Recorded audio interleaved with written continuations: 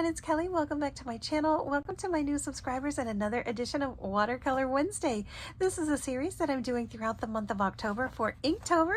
And for Inktober 2022, I'm watercoloring each and every day. So by the end of the month, I will have 30 beautiful pieces of art that I can use in my card backgrounds or even some stamped images. And then we're going to talk about these $4. So stick around for that.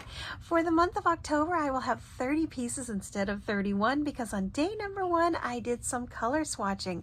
And this was for this gorgeous set of watercolor paints that was a gift from my sweet daughter. It's by Doodle Hog, and let me tell you, I'm obsessed.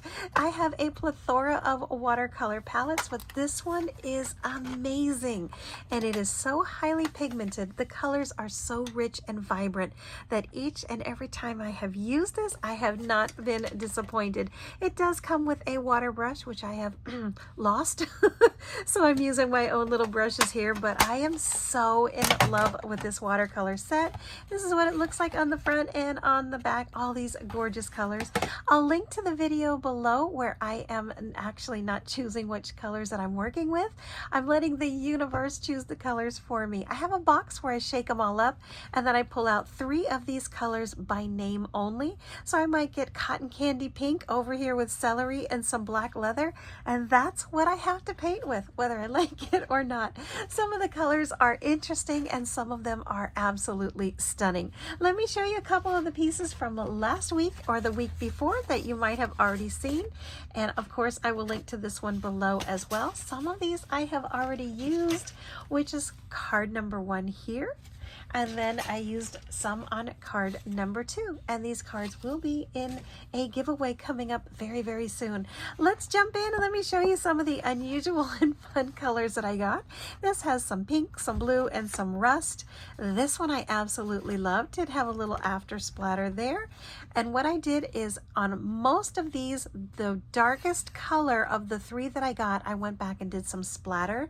So this is actually highly pigmented of that bright blue. This is the one that I love so much. I get Easter vibes with this one from the green, the yellow, and the pink. This one's groovy. I love that one. This one is from the drip technique. I did use those 3 colors that came out of that box at random, and I'll show you this technique in about 2 weeks. It is so much fun. Here's another drip technique. Love that one. This one's kind of interesting. I did get black leather, navy blue, and pumpkin orange. Fun fact, these are my high school colors, the orange and the blue. This one's kind of neat. It's kind of almost gives me like flames shooting up. Not sure what I'll do with that one yet. Oh my goodness, I am so in love with this one. So in love with this one. I think this was probably my second favorite one of all of these. And let me tell you, the minute that I saw the navy blue, that neon green, and that pink, this is actually the same color pink. If you can see there, it actually mixed with some of this and got a little bit of a cross-contamination color, but that and that is the same color. I see Aurora Borealis. Am I right? And the same for this one. I immediately got like, you know, Pacific Northwest Alaska vibe. So I went ahead and just, you know, gave it a little extra. I got out some splatter and made some little snow or some stars because I'm telling you, I saw that. I was like, oh, that absolutely looks like something I would see in the northern sky. And I have always wanted to see that in real life. Haven't done it yet, but that's on my bucket list. So that's what I did with that one. This one, sweet friends, I absolutely loved it so much. Next time you see this one, it's going to look completely different. You won't even recognize this one, but I'll link back to this video when I do this one because you're not going to recognize what I'm going to do with that. This one here, I needed this color cardstock and I didn't have it at hand, and that is the beauty with paint. You can make it yourself. So I made my own cardstock and I can't wait to use this one. This one, my friends, I finger painted. Instead of using my brushes, I just did the 10-stroke technique, which I'll show you that one too. The 3 colors, you can see them all starting to mix here. This turned out really neat. Absolutely loved it. And these were earlier on throughout the month of October. And I wanted to show you, this is a super fun way to realize how you can mess up the paints. I was watching a movie, I was goofing off on my phone, and while I was recording and while I was painting, I had my phone on and I was not paying attention, but this is the wet on wet technique. So if you are going to saturate your paper with water, don't saturate your paints. Well, I kept dipping them into the paints because I was glued to the TV. I started watching the series The Watcher, and I had to know how it ended. Not going to have any spoilers here on my channel, but let me tell you, I was like, what is going on? It's on a Netflix series, and it's called The Watcher. There are 7 in the series. I was so lost that I didn't want to look away. Anyway, so this is what happened. I wasn't paying attention. This is what happens when you do wet on wet. It starts to like completely go in on itself. It just was an absolute mess. So I went ahead and did it again so you could see the difference with the wet paper and dry paint, or the wet paint on dry paper. This and this is exactly the same. Same thing with this one over here. You can see all that little feathering. That's okay. Absolutely love it. And then I did the same thing for this one here, and I went back and I fixed it so you could see the difference of this one too. Lots of feathering from the water on water, wet on wet. And you do get this like almost like a firework technique, like a burst of a firework. This is stunning. I absolutely love how it turned out. But it wasn't supposed to look like it was supposed to look like this. This is the original, this is the original, this is the reproduction, so that I could just share with you the difference in the technique and also how it turns out. And this was another one of those 3 color combos that I got. Here's one that I did tonight because I wanted to recreate that Aurora Borealis.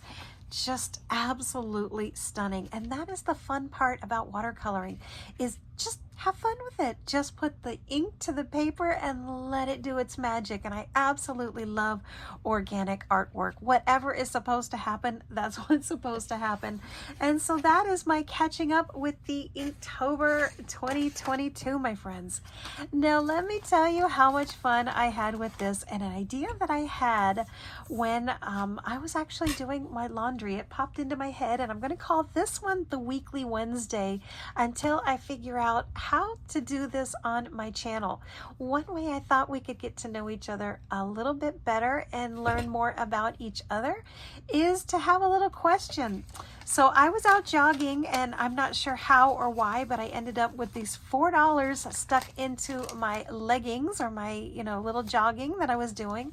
I always come home, take a shower, freshen up, and then I head out for the day, either to pick up my son if it's time or do my errands. But in this particular case, I was running super late. So yeah, didn't get my shower or anything, had to jump in my Jeep, run over and get my son. And then later on, I realized these were still in my pocket, and I pulled them out and I was like, oh my goodness, I just found $4 when I was doing my laundry. And I thought, this is such a fun little hidden find that I didn't realize that I had. I wasn't expecting to find that in my laundry on laundry day. And I thought, what would you do with $4? So that is my question for you for the week. If you found $4 either hidden in your pocketbook, under your car seat, in your pocket like I did here, where would you spend these $4? Now, there's no right answer, there's no wrong answer.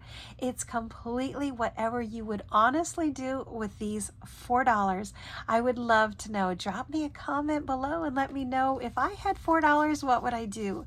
Surprisingly, I would not be at Starbucks. First of all, I couldn't afford it with $4. I would need an extra couple dollars.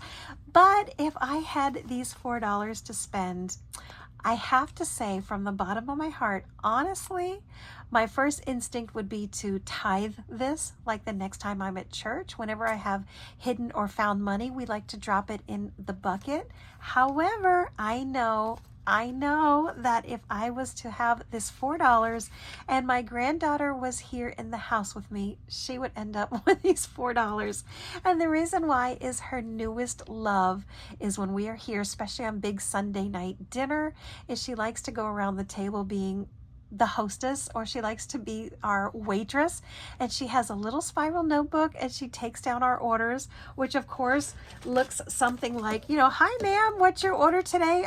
Okay, so you want water? Okay, that's great. What else do you want? It looks something like that, and it is so much fun. We have an absolute blast every time she takes our order and then brings us whatever it is, her little, plastic plate with her little pretend foods that she has in her little play kitchen. So we always say, oh, excuse me, ma'am, this is going to be for my corn. Here, ma'am, thank you so much for bringing my iced tea. Here's your $1. So I think at the end of the day, I would have to say my little granddaughter is going to end up with these $4. And I don't mind. That's what family is. And of course, we absolutely adore her. She's the apple of our eye. So I'm going to say my safe answer, final answer would be these $4 will probably end up with my little granddaughter. So there you go. Weekly Wednesday. Let me know, where would you spend your $4? I would love to hear your answers. And that's it for this one, my friends. These are my awesome watercolors for the week. And you will definitely be seeing a couple of these. If you follow me on Instagram, you might have already seen a few of these if I got my act together in time and already posted my cards. That's going to be it for this one, my friends. If you like my content, please consider hitting that thumbs up. Subscribe with your notifications on. Leave me a comment, especially about your little answers here. And that's going to be it for this one. And I will see you on my next video, my friends. See you soon. Bye-bye.